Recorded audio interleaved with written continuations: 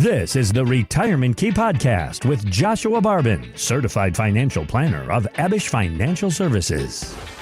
You have found the Retirement Key. I am Casey, and I am here with Certified Financial Planner Joshua Barbin of Abish Financial Services in the D.C. area. JB, great to see you. How you doing today? I'm doing great, Casey. Feeling good. How about you? Feeling good as well, and I'm so excited to chat with you again today and to help more people plan for successful financial futures. Remember, if you're listening, you can connect with us anytime. TheRetirementKey.com is where to find us, or all the info you need is posted in the show notes for you. So, JB, you and I both know that when it comes to choosing a financial advisor, it's a very personal decision. It's not a one-size-fits-all kind of deal. So today, I wanted to ask you about what kinds of things people should be looking for when it comes to finding the right advisor for them. So I've made a list of 7 things I want to get your thoughts on. Does that sound good? Oh, perfect. All right, kicking it off. Top of my list here, credentials and qualifications. What should someone be looking for here? Well, could we start on the highest high level? Like, funny thing, I went to find a dentist and a doctor myself the other week. Kind of newer to the Ashburn area, been about 6 months working with Abish, and had to find a dentist and had to find a doctor. It's a challenge to find a professional that you trust. But I will say, I went to a doctor, a little bit combative, a little bit abrasive about what I was doing. I'm not like the greatest health out of anybody in the world, but I'm not terrible. Yeah. And but it was the style. And then I went to the dentist's office, and man, they just had a beautiful office. The vibe was really cool. They had TVs above the chairs, and that really made me feel good about the way that they practiced in general. So I think starting off, I want to feel comfortable with the person I'm working with. Yes, I want to know that the person that I'm working with knows what they're doing, and that's where credentials do come in. When you look at credentials, you have people who are generalists and people who are specialists in our business. I would call myself more of a generalist. A CFP is the highest generalist specialization. We don't have med schools, law schools, but we have that. It gives some standard of a practice. And the other designations I got were to kind of go around that to help kind of round that out. Though there are some people, like Abe has a very specialized designation. Right. And so you might be a specialist. Abe always was retirement focused. I was always a general practitioner that has come into retirement planning. But you do want to see designations. There's a lot of them out there. You want to kind of know what the designation is. Is it fit to what I want to do? For sure. All right. Well, once we've made sure that they've got those right qualifications that we're looking for, number 2, we got to look at the services they offer. So talk to me about that. Yeah. You have a lot of options out there now. Again, it's kind of the niche or the general. I would say Abish, we're more of a niche firm in that we only work with retirement people entering or close to retirement, and retirees, of course. Whereas a lot of firms, this is that phase 1, phase 2 thing we always talk about. You know, some firms are only concerned with growth, and that's great. Growth is always important, but when you get into retirement, you need more than just growth. Preservation of capital, distribution of income, also equally important. And you might find yourself working with a generalist in that sense, not specializing in retirement planning every day. That's why we only work with people 55 and older. I mean, it's because we want to hone in that focus, and we've found there's enough people in our area that need that service. So when you're searching for a firm, you want to find a firm that matches your life point and what you need. And if it's retirement planning, Abish is always a good choice, but there's other firms for other needs as well. Sure. All right. Well, on to number 3. And this one's a very important factor, fees and compensation. There can be a lot of gray area in this department. So what do people need to be looking for here? Yeah, a couple things. So number 1, a lot of people come into our office and don't know what they're being charged in fee. So it's good to know. Transparency is key in fees. Just knowing what the fees are. If you can start there, most people, if that's the key, that you know what you're being charged. I'm going to say 30 or 40% of the people I work with, either as prospects, don't know their fees, truthfully. Scary stuff. Yeah, that is. And then the second thing is investment fees, the underlying fees, especially on your investment products. Like I had someone come in the other week who had low advisory fees. And Abe always says, you get what you pay for. And that's a common saying. Abe didn't invent it, but it's a good saying. You get what you pay for. And the guy came in and he had low fees. He has lower fees. But I looked through his investments and I found that the company that he was working with was putting him into index funds with really high fees on the fund level. So it's not all, there's a number of level of fees that you need to be aware of. And we try to be very transparent as a firm just to understand what those fees are. That's the biggest thing, is transparency and fee. All right. Well, number 4 on my list of what people should be looking for in an advisor, their investment philosophy. So what are your thoughts here, JB? Yeah, an investment philosophy is going to be different for me or you, Casey, maybe, younger, have a long career ahead of us versus a retiree. That's kind of the highest level. You do want to have an investment philosophy that matches your life stage, that matches your ability to take risk and your tolerance for risk. I mean, those are your 3 factors there. And one of our key philosophies at Abish is no large losses early in retirement. And that's a very important planning concept in retirement, and it's something that we really build an investment philosophy around.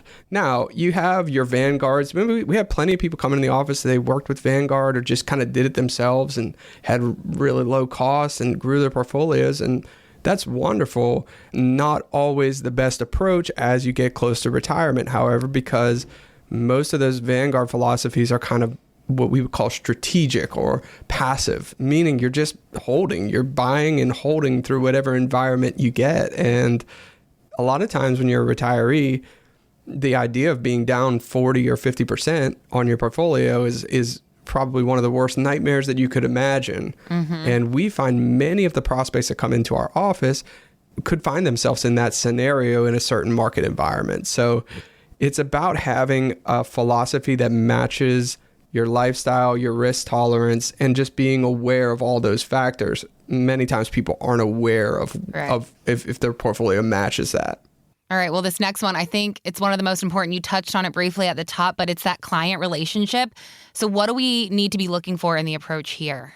Yeah, again, you could have somebody who gives amazing advice. I mean, or is just like very competent and is kind of a jerk. I mean, you could have that and you're probably not going to act on that advice or receive it in the way you would when you feel good, when you trust the person you're working with, when you can relate to them and you feel like this is another human being that's developed some skill and that can really help me, when you feel comfortable in your retirement. It makes the journey. Most of the people that love working with Abish just love coming into the office, love our team. That's a special thing that we really, I think as a firm, it would be hard to match. But you have to come into the office to see us, but you'll see what I mean when I say that. But creating that feel, that family environment of love and warmth, that's such an important piece of the advice journey of any advisor, whether it's a dentist or a doctor or a financial advisor. And we put a high premium on that. We think that that's very important, and we really try to do that with every one of our clients. Right. And it's like you touched on at the top. You didn't feel so great at the doctor's office, but they made you feel really warm at the dentist office. And now you're likely going to become a patient at the dentist office, maybe not so much that doctor's office that you visited. Yes. And I felt good about their recommendations. And the doctor had some good points, but it just didn't feel as good. And I canceled my next appointment with that doctor. I want to feel comfortable in the office. I want to feel good with the person I'm with. Right. And your doctor, it's another very personal relationship. So you want to make sure it's the right fit. All right, closing in on the end here, a big factor in the financial industry is compliance and transparency. Absolutely. You can look up any advisor.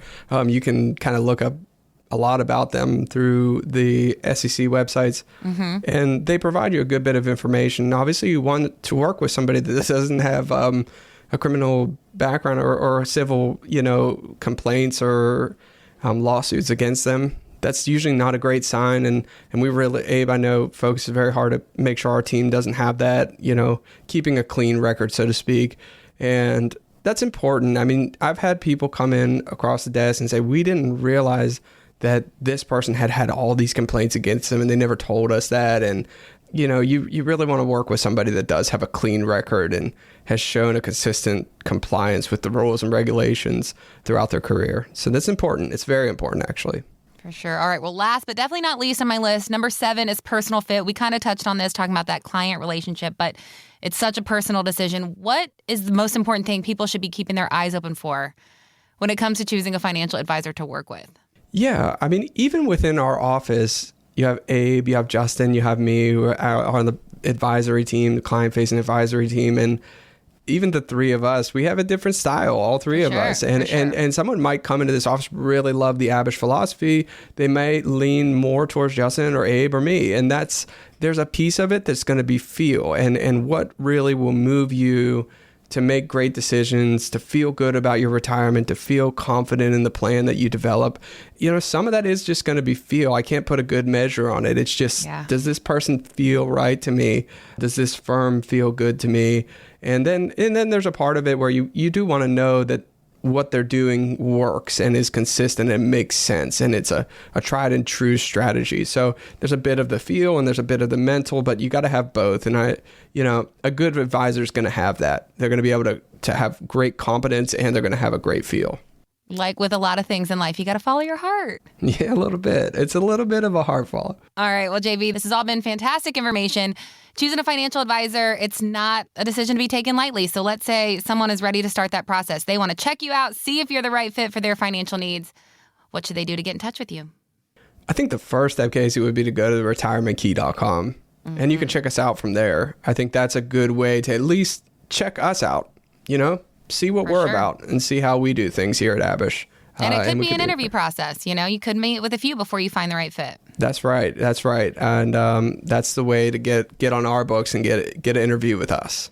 All right. Well, thank you so much, JB. And thank you for joining us today. Be sure to subscribe wherever you get your podcasts and subscribe to our YouTube channel as well so you never miss an episode.